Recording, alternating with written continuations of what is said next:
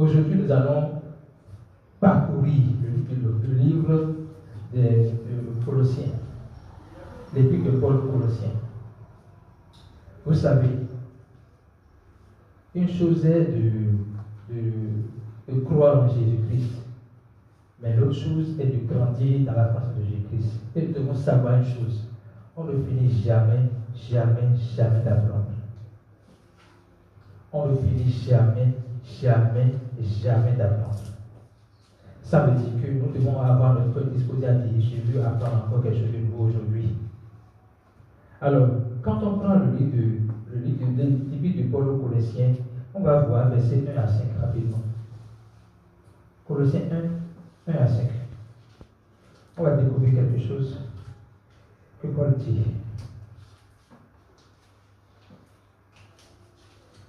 Paul, apôtre de Jésus-Christ, par la volonté de Dieu, et le frère Timothée, ça veut dire quoi? Paul montre qu'il n'est pas apôtre de Jésus-Christ par sa propre volonté. Et nous le savons. Quand on voit son parcours, le parcours de Paul, à un moment donné, il a été interpellé par Christ. Et c'est à partir de ce moment-là qu'il est devenu apôtre de Dieu, alors qu'il n'a pas vécu avec les apôtres de Jésus. Ok? Donc il dit, je suis apôtre de Jésus-Christ, non pas par ma volonté, mais par la volonté de Dieu. Autrement, il ne s'est pas appelé au ministère. Dieu l'a appelé au ministère. Ok? Allons-y. Verset suivant.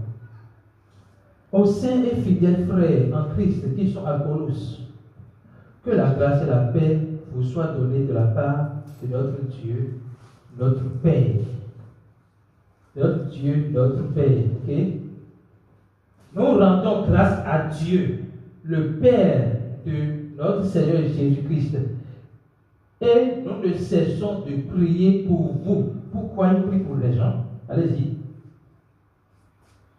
Ayant été informé de votre foi en Jésus-Christ et de votre charité pour tous les saints, verset suivant, à cause de l'espérance qui vous est réservée dans les cieux, et que la parole de vérité, la parole de l'évangile vous a précédemment fait connaître. Alléluia. Vous voyez que le message de Paul ici, c'est les croyants. Mais en même temps, il profite pour montrer comment nous devenons croyants. La foi vient de ce qu'on entend vient de la parole de Christ. Et il montre ici que on leur a fait connaître la parole de vérité qui est en même temps la parole de l'évangile. Et cette parole de l'évangile, c'est cette parole qui prêche le pardon des péchés. On a dit ici que l'autre nom de l'évangile, l'autre nom de la bonne nouvelle, c'est le pardon des péchés. Alors, celui qui reçoit le pardon des péchés, ok, devient participant de la nature de Dieu. Celui qui reçoit le pardon des péchés est né de Dieu.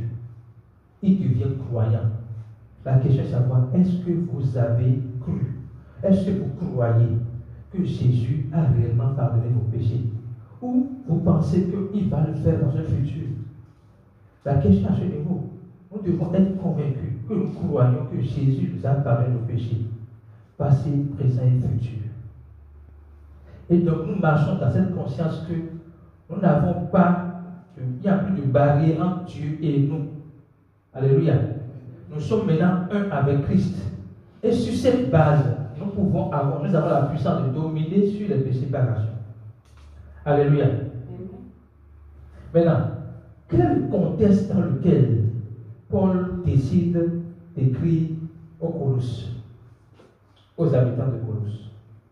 Quel contexte? Lisons ensemble Colossiens 2, à partir du verset 16. Vous allez voir le contexte.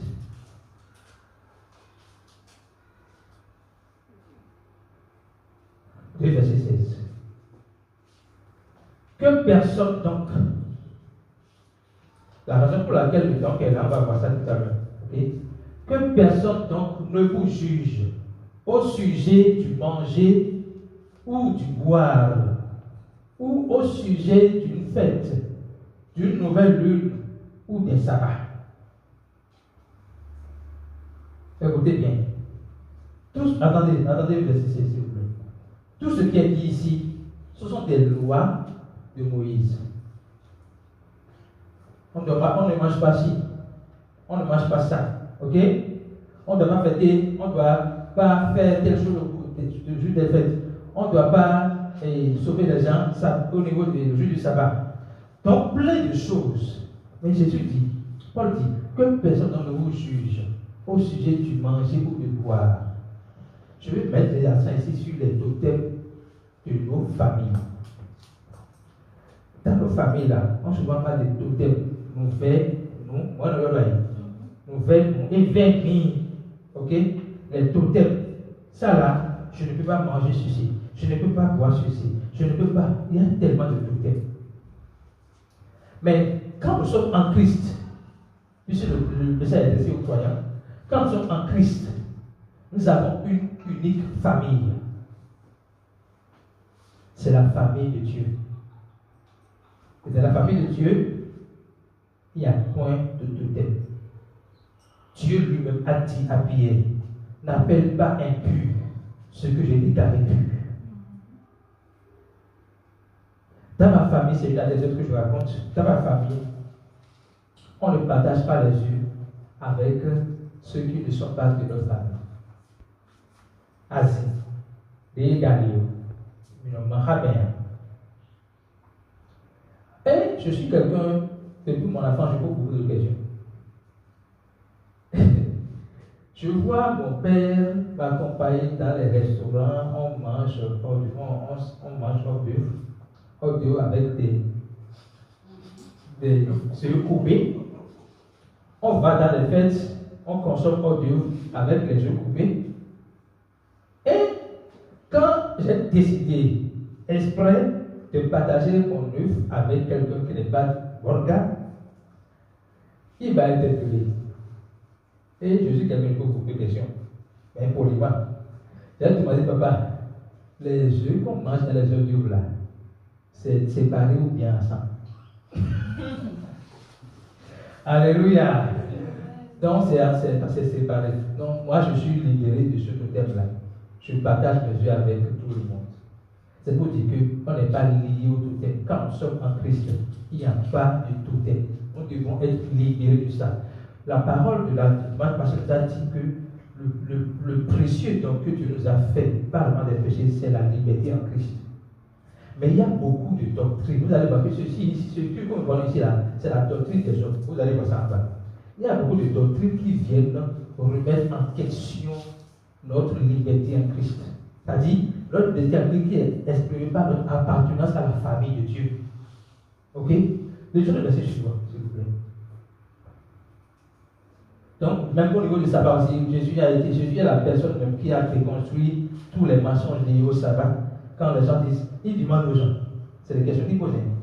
Est-ce qu'il est permis de faire du bien le jour du sabbat ou de faire du mal? Il était sur le point de guérir quelqu'un. Mais pour qu'on ne lui dise pas qu'il est contre la loi, il pose la question. Mais est-ce que c'est permis de faire du bien? Oui. Donc il fait du bien le jour du sabbat et rien ne se passe. Alléluia. Donc le Seigneur nous aide à être intelligent pour voir. Vous me posez des questions pour poser des questions pour savoir est-ce que c'est normal de rester enfermé dans cette compréhension humaine que nous avons des choses. Alléluia. Donc la parole dit maintenant que tout ce qu'on voit là, c'est l'homme des choses à venir, mais le corps est en Christ. Autrement, la vérité est en Christ. Alléluia. Allons-y. Verset suivant, on ira à verset 23. Qu'aucun homme, sous une apparence d'humilité et par un culte des anges, ne vous ravisse à son gré le prix de la course, tandis qu'il s'abandonne à ses visions et qu'il s'est enflé d'un vain orgueil par ses pensées charnelles. Lisons le verset suivant qu'on comprenne bien ce que je veux dire ici. Allez-y. Sans s'attacher au chef, dont tout le corps assisté, solidement assemblé par les pointures et les liens, tire l'accroissement que Dieu donne. Revenons maintenant au verset 10. 18, je vais expliquer quelque chose là. Vous voyez, dans Colosse, il y a des gens qui se sont revêtus d'un manteau d'humilité apparent. Or, Dieu sonde les cœurs. Dieu voit de l'apparence. D'une humilité apparente pour montrer qu'il est bien de faire le culte des anges. Vous comprenez ce qu'avec le culte des anges? C'est adorer les anges. Le culte des anges, c'est adorer les anges. Et qu'est-ce que pourquoi tu as mis les anges à notre disposition? Pourquoi tu as mis les anges? Pour qu'ils, François, servent qui? Les croyants. Pour que les anges servent les croyants. Donc, ça veut dire que les anges sont à notre service. Ce n'est pas nous qui sommes au service des anges. Ce n'est pas nous qui sommes au service des anges. Les anges sont à notre service. Maintenant, on n'a pas une relation directe avec les anges. Il y a tellement de mensonges de tout ça. Il y a, voilà, tu connais ton ange gardien. Non, il n'y a pas une relation. La parole dit que nous avons une armée d'anges. Jésus dit, quand il voulait l'arrêter, je peux demander à mon Père d'envoyer l'armée d'anges. On n'a pas un ange gardien. Ça dit c'est lui qui me garde, c'est lui qui me protège. Ça n'existe pas. Je pense pas que vous n'allez pas avoir un ange gardien dans la Bible. On a une armée d'anges. Maintenant, qui sont envoyés par qui? Par Dieu. Ce n'est pas par nous. Donc, je suppose que je veux aller livrer à quelqu'un. Seigneur, protège-moi. Pour que mon aller et retour soient bénis en ton nom. Dès que tu déclares cela, le Seigneur envoie une armée d'anges qui balaye le terrain. Tu ne comprends pas, tu reviens. Hier, sur le tronçon de Cala et à Conville jusqu'à Côte-de-Mela, il y a eu plusieurs accidents. Je ne sais pas si quelqu'un a vu ça. Plusieurs, des morts. Et je priais que mon épouse, puisqu'on est sortis séparément, mon épouse soit protégée. Moi, je suis protégé, mais je prie encore pour que mon épouse soit protégée. Donc, quand elle est rentrée à la maison, mon épouse dit, elle est bien rentrée, elle dit, ok, après on va parler de ce qu'on a vu sur la route là. Non, c'est terrible. Quand tu vis ça et tu rentres, tu sais qu'il y a une puissance qui t'a protégé. Ce n'est pas naturel. Ce n'est pas un mérite non plus. Nous avons conscience que Dieu nous protège, il est notre protecteur. En tant que Père, la raison de Père, c'est de nous protéger, de pouvoir nous besoin de nous protéger. Donc Dieu nous protège. Alléluia.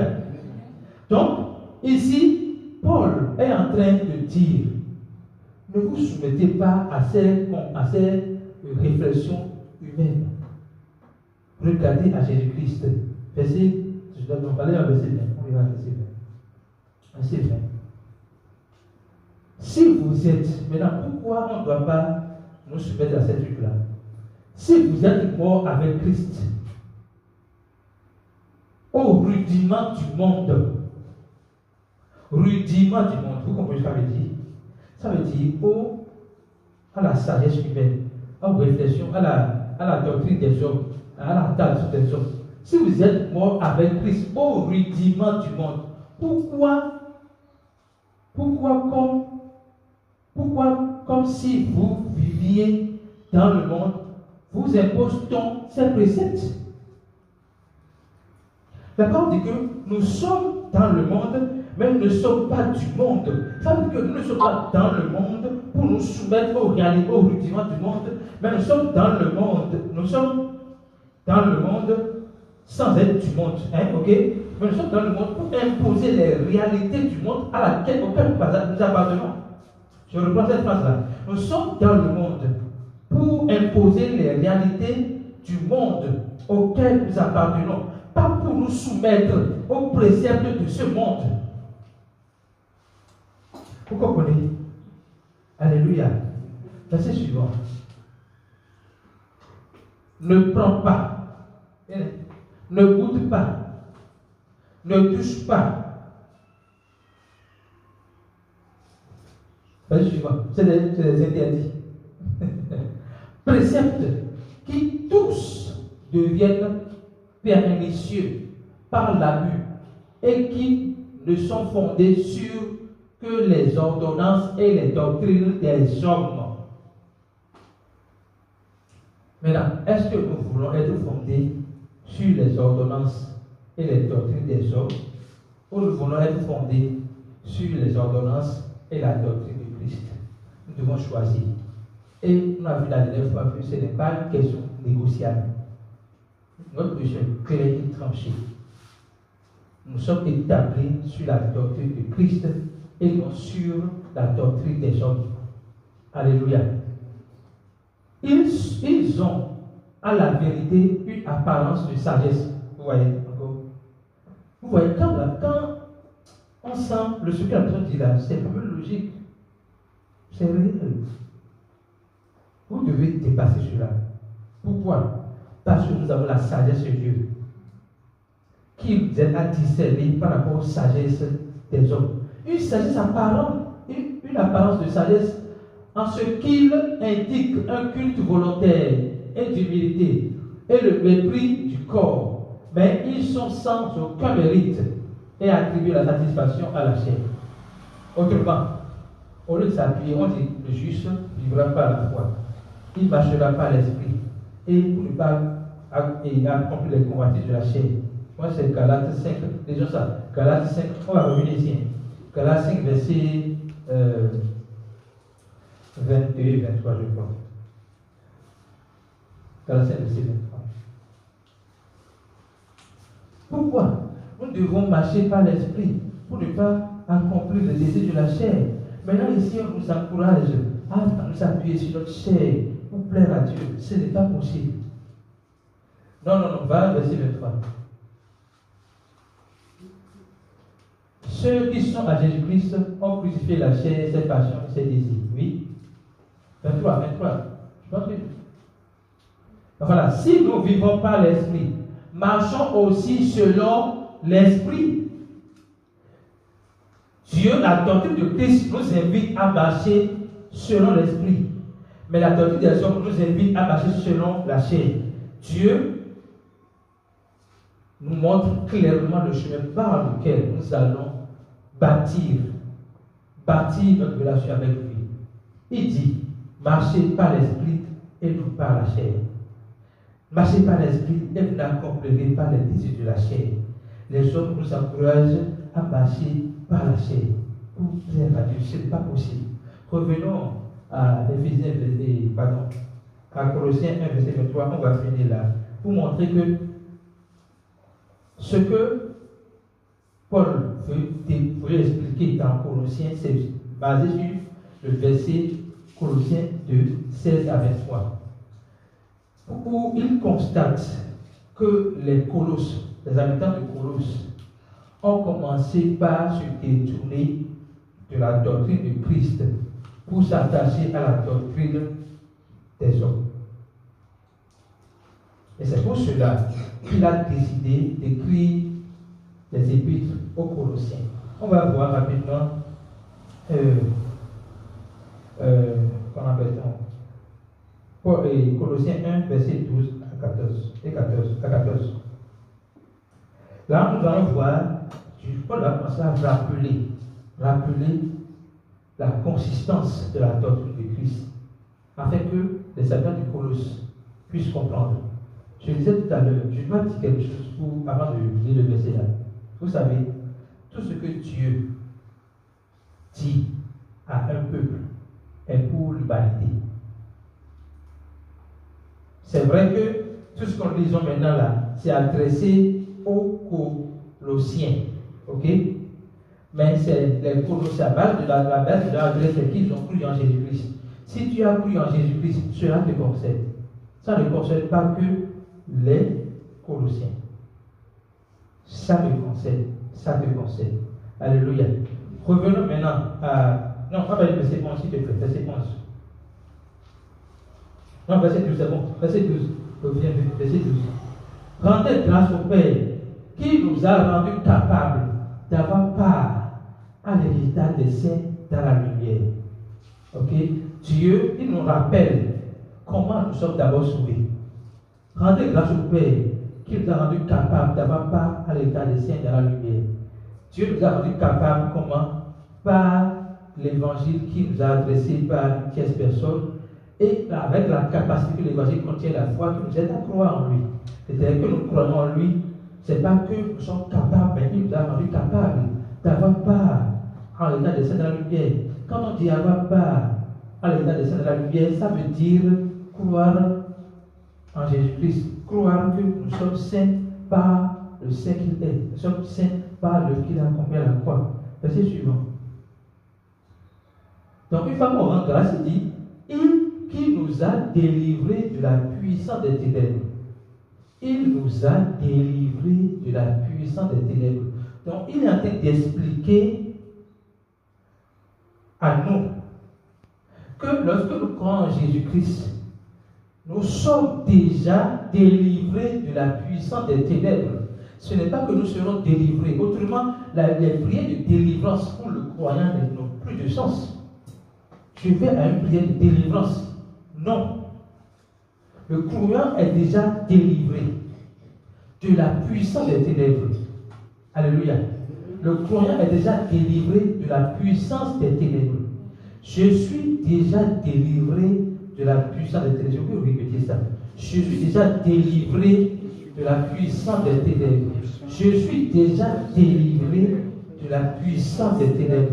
Et il dit, il nous a transportés dans le royaume du Fils de son amour. Vous voyez ce que tu as, il t'explique. Quand nous croyons, nous sommes d'abord délivrés de la puissance des ténèbres. Ça veut dire que les ténèbres, le diable, Satan, tout ce qui concerne les ténèbres, l'enfer, la mort, le péché, n'ont plus d'emprise sur nous. La mort, l'enfer, le péché, les ténèbres, la puissance des ténèbres. Rien de cela n'a plus de pouvoir sur nous. Et pour que je sois très clair dans votre esprit, il a dit, il nous a transportés. Pas qu'il nous transportera. En même temps qu'il nous a délivrés, il a changé notre adresse. Nous ne sommes plus dans le royaume des ténèbres, mais nous sommes dans le royaume du Fils de son amour. Nous sommes dans le royaume de Dieu. C'est pour cela que nous n'appartenons plus aux choses de ce monde. Nous appartenons aux réalités célestes en Christ. Alléluia. Verset suivant. En qui nous avons la rédemption et la rémission de nos péchés. En qui nous avons la rédemption et la rémission de nos péchés. Ce qui a fait que nous avons été délivrés, puis transportés, c'est parce que Jésus-Christ nous a donné la rédemption et la rémission de nos péchés. Baousso, Kemi, Boumou, Menakoukou, Christ Toro, Achosu, Fouetome. On doit faire mieux quand dire. Baousso, Fouemiton, les sons Kemi, et de nation Kemi, et Koso Kemi, Boumou, Mena, y Achosuto, Maoutome, et des ici Achosuto. A obitome, você me deu a rocha do mal tome, quando me dá do canjeudo, me cusoni a obitom, a mon bau tome mini. Alléluia. Lisons toujours, son rappel, il a de rappeler, lisons Colossiens 2, versets 11 à 15. Ici, il montre les implications de ce que nous sommes délivrés, transportés par le bas des péchés. Paul veut montrer les implications de ce que nous sommes délivrés, pardonnés, nous sommes délivrés des royaumes de ténèbres, transportés dans le royaume de Dieu, par le pardon qu'il nous a offert gratuitement. Il dit, c'est en lui que vous avez été circoncis d'une circoncision que la main d'homme n'a pas faite, mais de la circoncision de Christ, qui consiste dans le dépouillement du corps de la chair.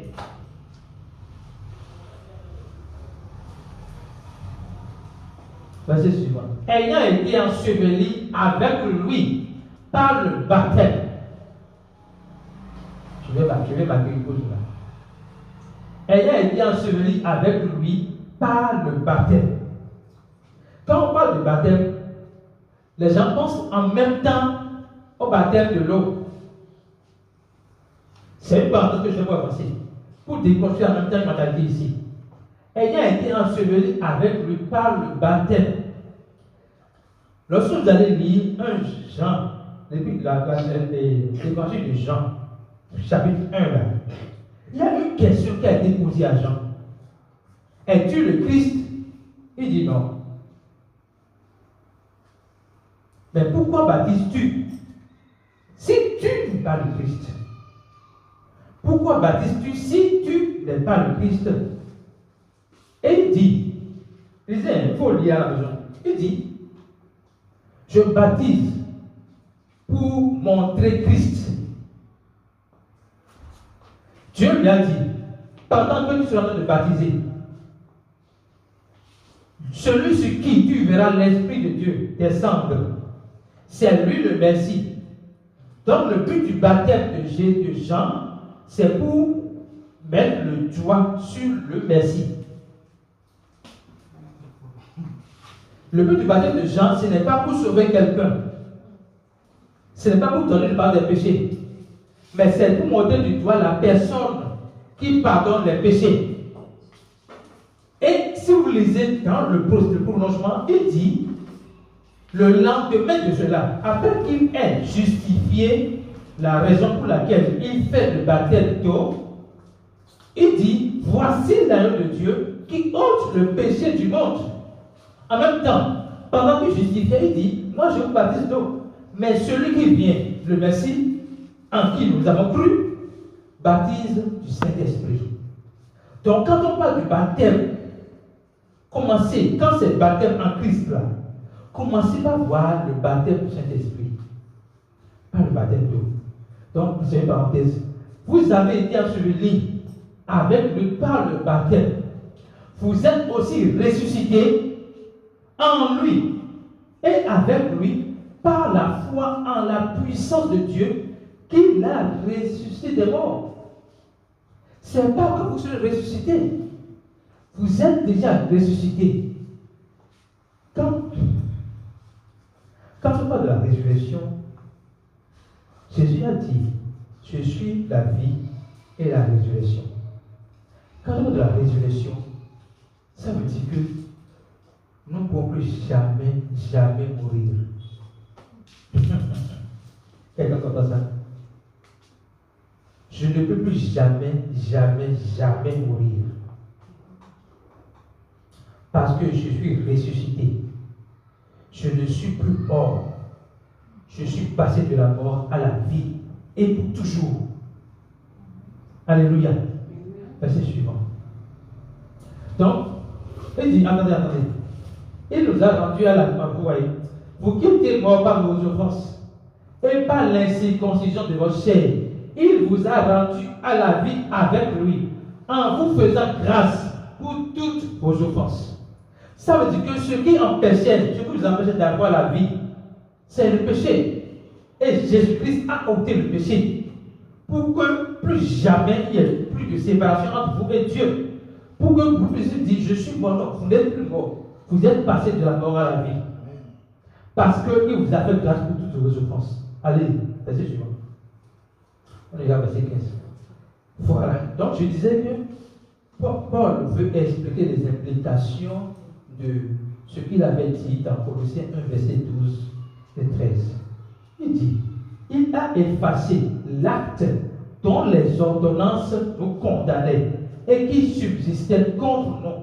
Il l'a détruit en le clouant à la croix. Quand on parle d'acte, dans avant que nous soyons délivrés par des ténèbres, il y a eu ce qu'on appelle les condamnations, les jugements, et le fait qu'on doit payer le prix de nos péchés. Vous comprenez? Nos péchés, le péché des hommes ont leurs conséquences qu'on doit payer. Et Jésus a dit, non, comme le salut c'est la mort, moi je j'accepte de mourir à votre place pour que vous ne mouriez pas. Ok? Mais en faisant cela, il a fait quoi? Avant 14, s'il te plaît. Il a effacé l'acte dont les ordonnances vous condamnent. Je vais vous donner l'exemple du casier judiciaire. Quand nous voulons postuler à un emploi ou à une consultation, n'importe quoi, on demande notre casier judiciaire. Est-ce que le casier judiciaire est vierge ou touffu de faute? Est-ce qu'on a fait déjà la prison une fois? Est-ce que? Donc, si entre-temps, notre casier judiciaire était rempli de pécheurs, morts, enfer, de tout ça, voué à l'échec, condamné, si c'est rempli de tout ça, Jésus dit qu'il a effacé par la croix. Ok?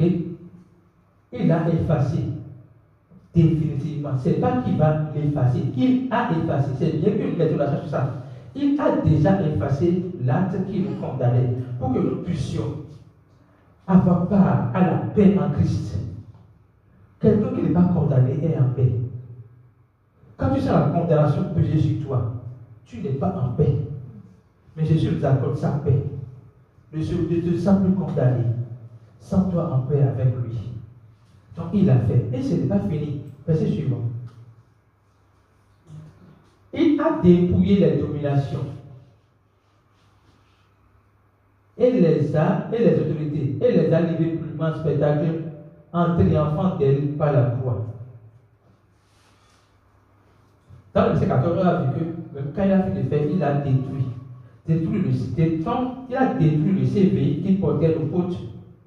Et il a effacé le CV, il a détruit. Pour nous donner une nouvelle identité. Ici, il a dépouillé les dominations des autorités et les a livrés publiquement en spectacle en triomphant d'elle par la croix. Je vais vous donner une image. La première image, c'est un lion féroce à qui les dents et les griffes sont enlevées. Dieu n'a pas dit qu'il a tué les autorités. Dieu n'a pas tué les autorités. Suivez bien. Il n'a pas tué les autorités et les dominations. Non. Il a enlevé leur puissance. Il les a désarmés de leur puissance. Et je veux donner l'image que nous pouvons comprendre ici. Un lion à qui Dieu enlève les dents et les griffes. Il aura l'apparence d'un lion. Il pourra faire peur par son apparence. Mais il fera peur à qui? À celui qui ne sait pas que ces dents et griffes sont enlevées. Autrement, le croyant qui a conscience que le diable n'a plus de puissance, je pèse mes mots, le diable n'a plus de puissance. Il n'a plus de puissance.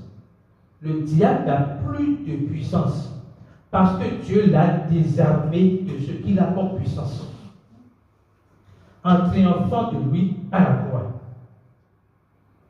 Dès lors que le croyant a conscience de cela, il n'a plus peur du diable. Il le voit comme un plaisantin. Imaginez un lion sans dents, mais griffes, qui vient faire. Tu vas le caresser, tu vas dire mon fils vient. Tu vas le caresser. Tu ne vas pas te faire peur. Voyez le diable comme ça. Il n'a plus de puissance. Mais le lion n'est pas mort. Il peut faire semblant d'être encore en forme. C'est à nous de savoir qu'il est sans effort, sans puissance. Pourquoi le lion peut encore faire semblant? Parce que la parole dit que le diable ne trompe pas sa ruse. Tout ce que le diable a aujourd'hui, c'est sa ruse, son mensonge. Et lorsque tu sais qu'il n'a plus de puissance, il ne peut plus utiliser la ruse pour te manipuler. La ruse est dans plusieurs domaines. Vous savez, dans notre vie, parce que le message que nous prêchons, ce n'est pas une théorie, c'est une pratique dans notre vie. Dans notre vie, il y a tellement de choses qui semblent contraires à ce que nous désirons en Christ. Ce sont les barrières pour le diable de manifester sa ruse. Si tu te concentres sur ça, non, tu vas perdre. Ah, je n'ai pas l'argent pour payer mon loyer. Puis tu te concentres sur ça, tu ne vas pas l'argent pour payer le loyer. Oui.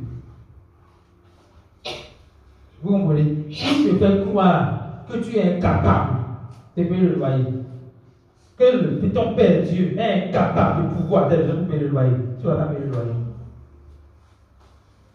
Mais quand tu ne vois plus ça, tu vois la bonté de Dieu, l'amour de Dieu. Tu es focus sur ce que Dieu a déjà fait et ce qu'il fera encore. Tu vas payer le loyer. Tu n'as pas encore à exploiter des enfants. Et ça fait des soucis. Non. Concentre-toi sur la bonté de Dieu. Tu vas payer. Tu as des dettes. Tu ne sais pas comment faire. Oh Seigneur. Je suis ton enfant. Comment tu fais? Je suis endetté comme ça. Ne te concentre pas sur les dettes. Concentre sur sa provision. Au temps de Moïse, quand le serpent mordait les gens, Dieu dit, en révélation de la croix, il dit, regardez le serpent d'airain de Moïse. Quand vous regardez le serpent d'airain, vous serez sauvés. Autrement, le serpent te mord.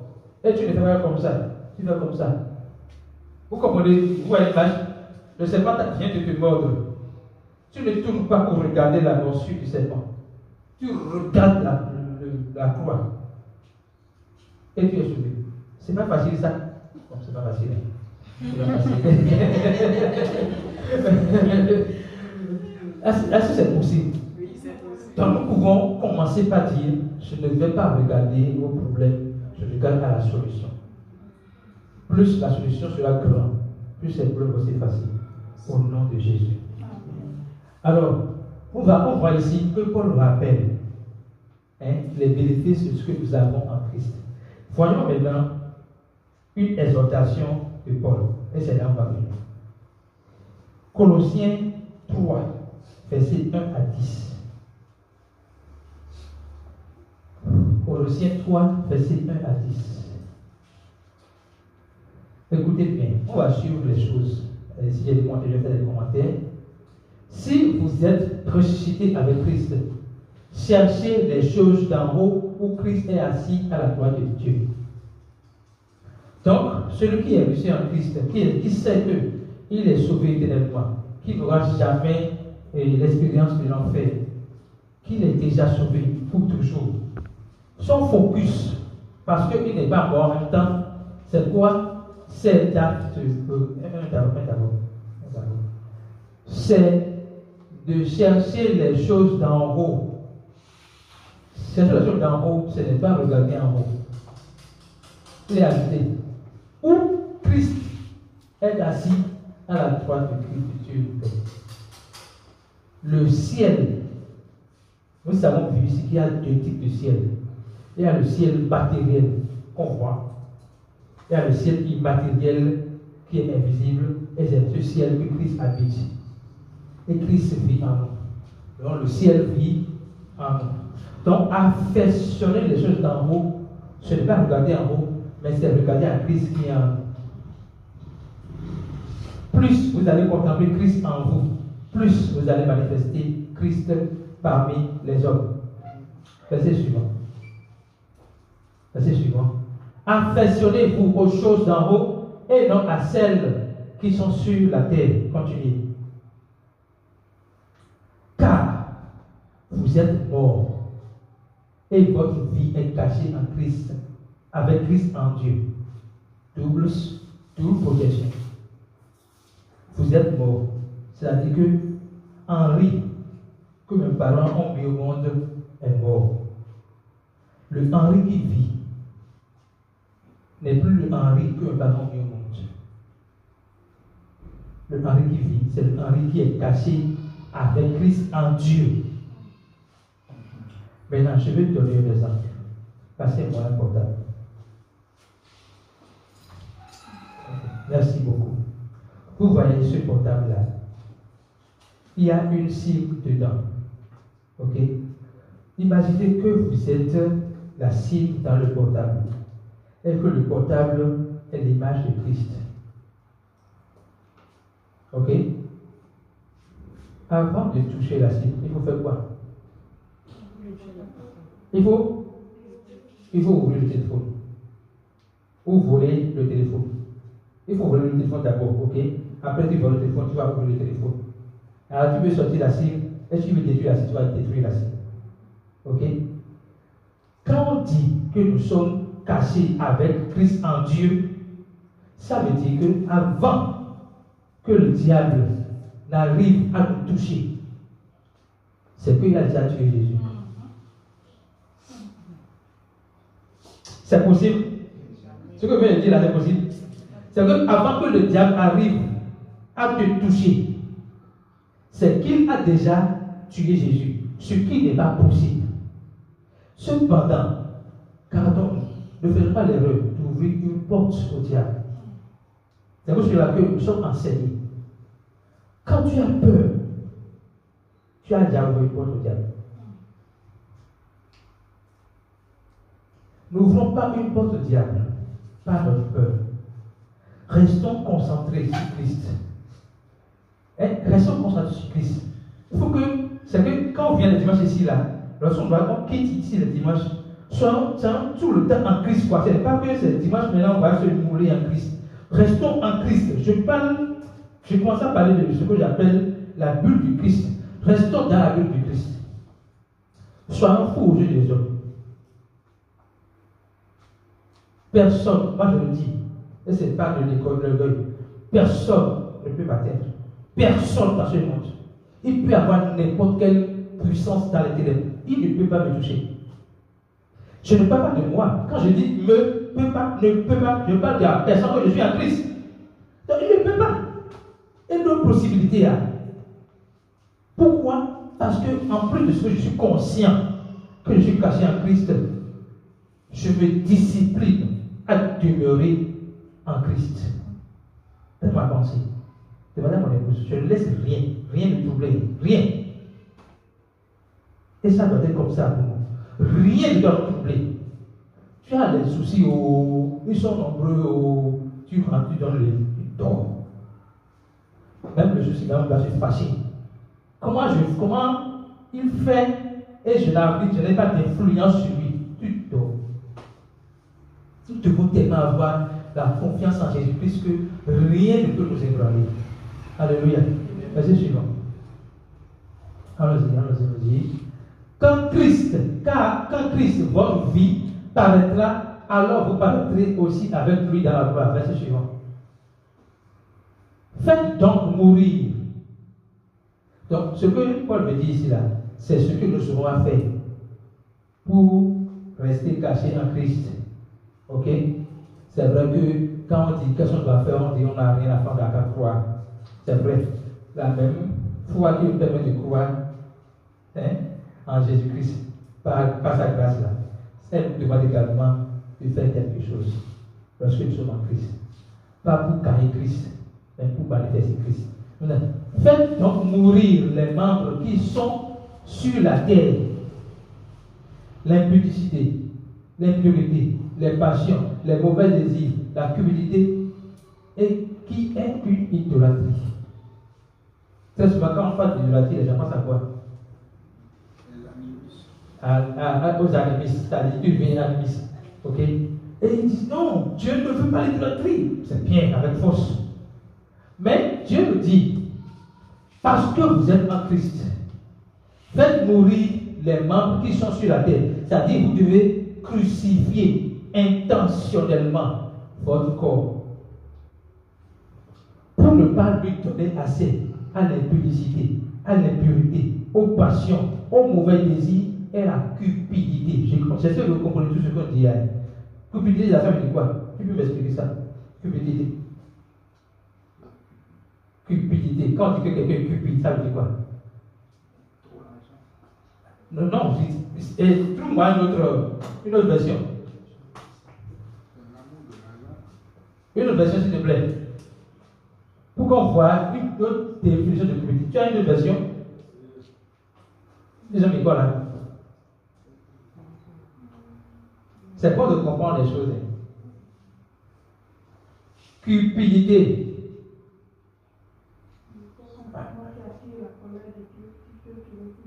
Non, on est dans Colossiens 3, 5. Autre version que vous dites, on va voir. Voilà, c'est bien. Non, c'est bon, le verset. Tout pour soi. C'est bon. C'est pourquoi, faites mourir ce qui est en vous. Faites mourir ce qui est en vous appartient à la terre. Par exemple, menez une vie immorale ou impure. Désirez les choses honteuses et mauvaises. Cherchez à avoir tout pour soi. Celui qui est cupide là, il veut avoir tout pour lui. Il n'a conscience que de lui. Autrement, il n'a pas conscience de Christ en lui. Alléluia. Donc, c'est ce que Paul nous demande de faire. Continuons, on ira au verset 10. Verset suivant. Voilà ce qui attire la colère de Dieu sur ceux qui refusent de lui obéir. Écoutez bien. On comprend donc que Dieu n'a pas de colère en lui. Je le dis chaque fois ici. Il est lumière, il n'a pas de ténèbres en lui. Dieu n'a pas de colère en lui. En tant qu'esprit, les fruits de l'esprit ont été révélés dans Galates 5, verset 22. Et dans Galates verset 22, il n'y a pas de colère en Dieu. En tant qu'amour, Paul nous a révélé les caractéristiques de l'amour de Dieu dans 1 Corinthiens 13, 4 à 7.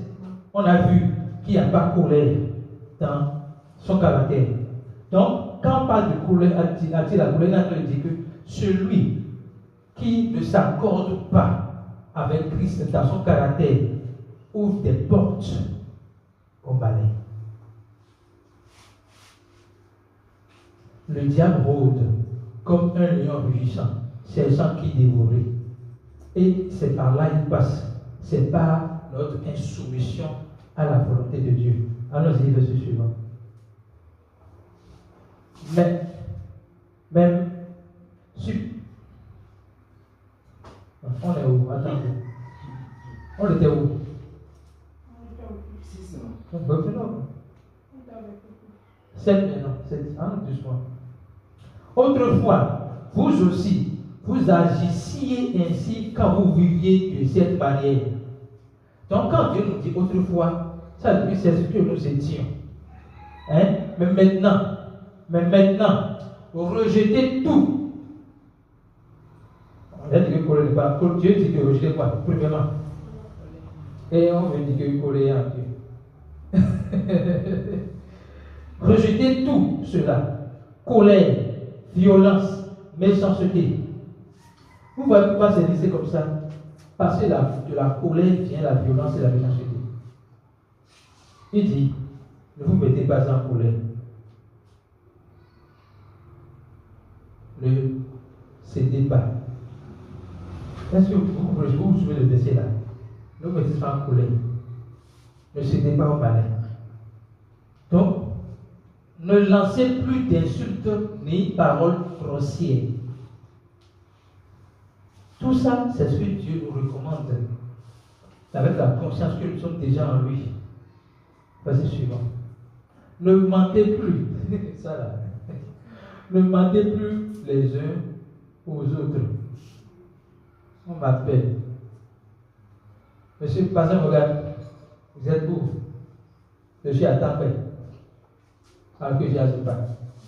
Vous êtes où? Je suis à Calavi. Ah, j'ai dit la vérité. J'ai dit la vérité. Lâchez une émotion. Donc, parfois, on dit les gens, on dit là, je n'ai pas.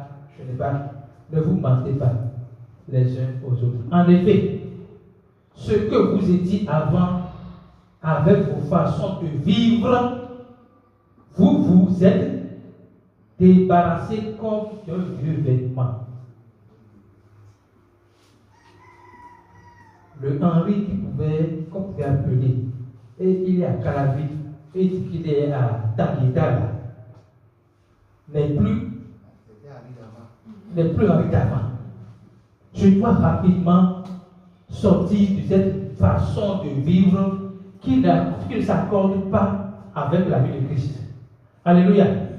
Le dernier verset maintenant. Et comme si vous aviez mis un vêtement neuf, vous êtes devenu une personne nouvelle. Je suis devenu une personne nouvelle. Prenez conscience On doit se voir comme une personne nouvelle. C'est important de se voir, de se convaincre que nous sommes une personne nouvelle. La parole dit que si vous êtes en Christ, les choses anciennes sont passées. Voici toutes choses sont devenues nouvelles. Parce que je suis une nouvelle créature. Je suis une nouvelle personne. Et cette personne se renouvelle sans cesse. Ça veut dire que parce que je suis une nouvelle personne, ce n'est pas un acquis. Ce n'est pas un acquis. Cette personne se renouvelle sans cesse. Elle ressemble de plus en plus à son Créateur. Comment? Par la contemplation de Christ. C'est ainsi que vous pourrez connaître Dieu pleinement. Plus vous connaissez Dieu pleinement, plus vous allez pleinement manifester qui il est. Alléluia. Deuxième exhortation pour finir, Colossiens 3, verset 12 à 14. On va verset 12, s'il vous plaît. Verset 12. 12.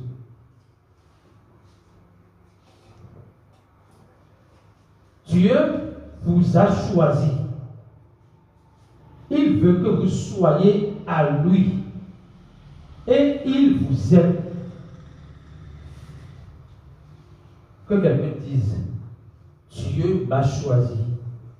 Dieu m'a choisi. Dieu m'aime. Donc, faites-vous un cœur plein de tendresse et de pitié, un cœur simple, doux et patient. Pourquoi comment nous allons apprécier l'amour de Dieu pour nous? C'est travailler à avoir un cœur plein de tendresse, de compassion, un cœur simple, doux et patient.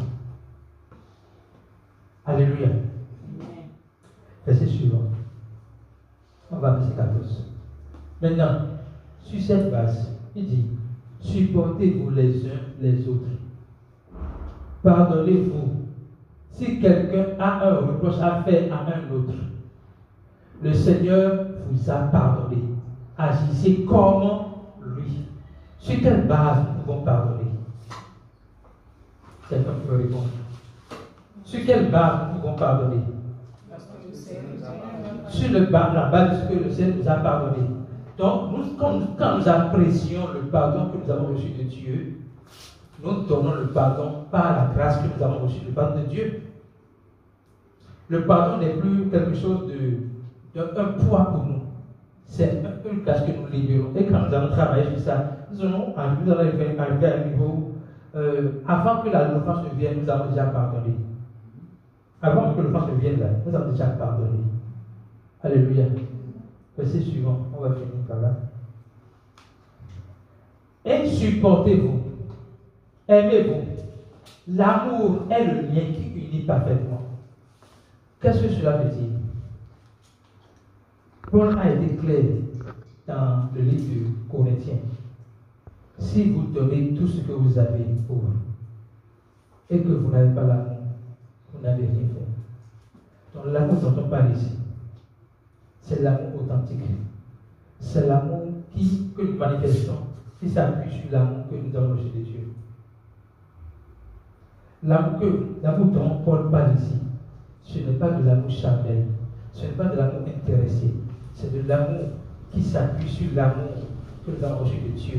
C'est l'amour qui est inconditionnel. Alléluia.